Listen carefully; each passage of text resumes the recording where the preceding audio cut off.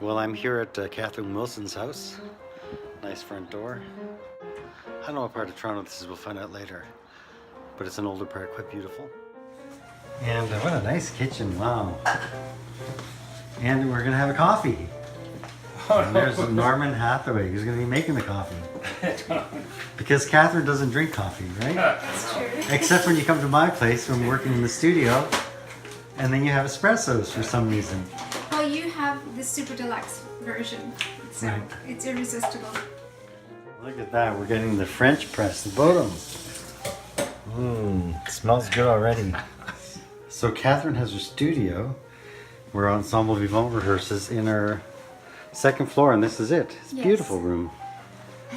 Lots of posters. A lot of the time. Very nice. And there's your piano. This is your own personal grand Yamaha, is it? It is a Yamaha. It's a handcrafted Yamaha rare model. Oh, and look at this. We have a doctor of philosophy. This is rather new, isn't it? I guess. It's a couple of years old Yeah, now that and you're a doctor. Yes, I got invited to do that because of having founded Euterpe. Anyway, that's all about Euterpe and music and healing, and which is Which is a foundation that you started, right? yes, Right. and it's been going on for quite a while and across Canada, doing a lot of things for children and others who might not be exposed To music or classical music. well, live, interactive performances, which really highly developed programs. I'm here with Catherine Wilson in her great piano studio where she rehearses with Ensemble Vivant. Yes. And I noticed that you've got vibes, Yes. which is like, do you play the vibes? No, I don't. Don Thompson does. Those are his vibes, and so when he does play with the group, they're here. Thank you so much for our meeting. Our concert, of course, is May 13th, which is Mother's Day, so makes a great gift for mom to come out to hear this wonderful concert, featuring the classical piano stylings and also ragtime piano stylings of Catherine Wilson. Now, you have a wall of CDs over here, and you probably have released more CDs than a lot of other classical musicians. Well, I'm not sure, but there are 14 so far, and starting from way back. So the most recent being the tribute to Rick Wilkins, which was a true labor of love. He's done so much for the group, and he's always championed the fact that we are a classical-based piano chamber ensemble, but that we have this genre diversity. So although we're not a jazz ensemble, we play other styles in the jazz idioms, from ragtime to, other jazz-related forms and styles. And Now, that's the interesting thing about what you do as a pianist, because you're not only like a fine classical pianist, but you also ventured early on in your career to study like ragtime as a serious form.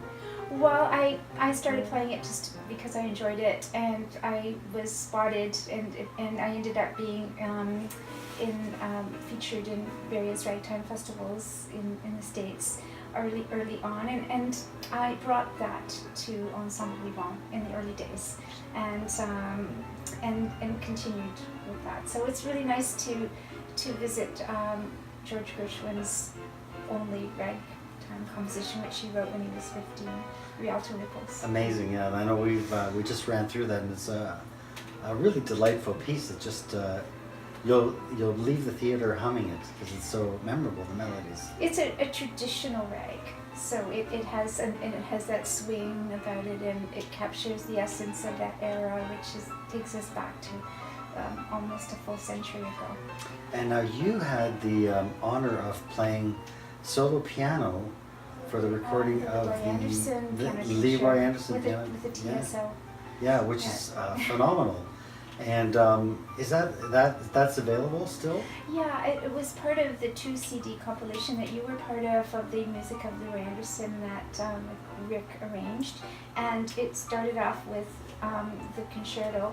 I have to say that it was a terrific experience, and it was done in one take, and the second take was just for camera work, but they recorded it as a canned 1960s sound, as though the piano was blending with the orchestra. They did pick the third movement to be part of a PBS documentary on the life of Leroy Anderson, and it's called Once Upon a Sleigh Ride. That whole concerto starts the double CD, and then it's all these delightful Anderson, known and unknown.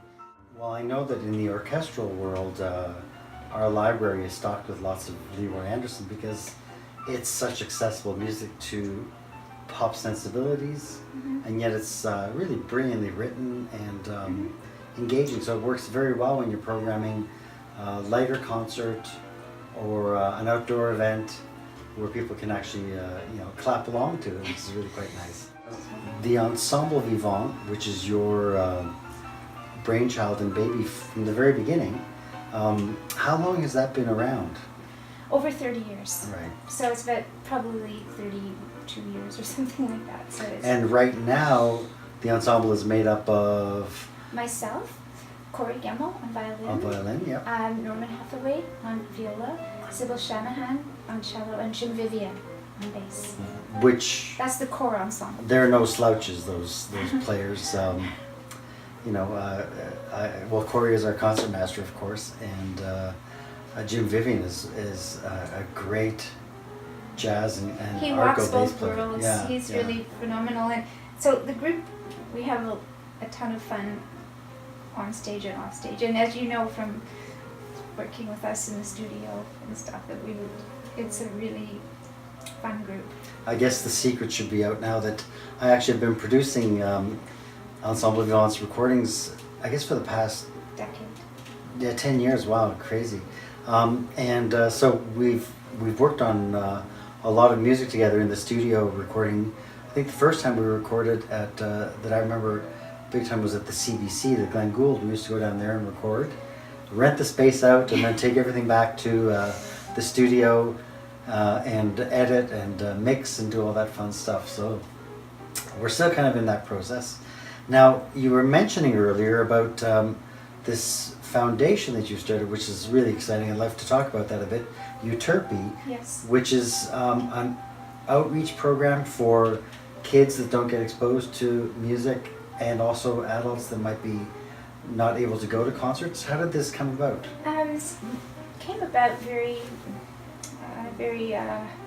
true sense of me performing in places like the Princess Margaret Hospital and other places where you were invited to play, but it was still volunteer, and seeing the difference and having letters written to me about how much it was affecting people. I found it, and whenever Evie would go on the road and we would play for a group of kids in the afternoon of an evening concert or a group of seniors, we could see the difference. And I thought, this can't just be random. There should be some more structure so that it happens on a regular basis. And I conceived of Euterpe, which is named after the Greek muse of music, and so that it could be more formally set up so that children and others who might not otherwise be exposed to the enriching benefits of live music played at a very high caliber are receiving it. And our programs are really highly developed for them. They're very interactive and they're fun. They're also educational. But I realized after I founded it that I was paralleling my own life because of my own background and how the music was really the savior for me. And so it crystallized after I had founded it.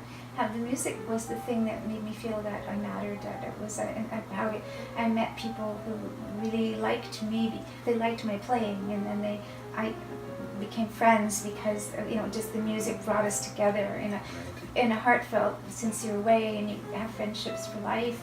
But I realized that Euterpe's doing that for a lot of children and others. They're inspiring them.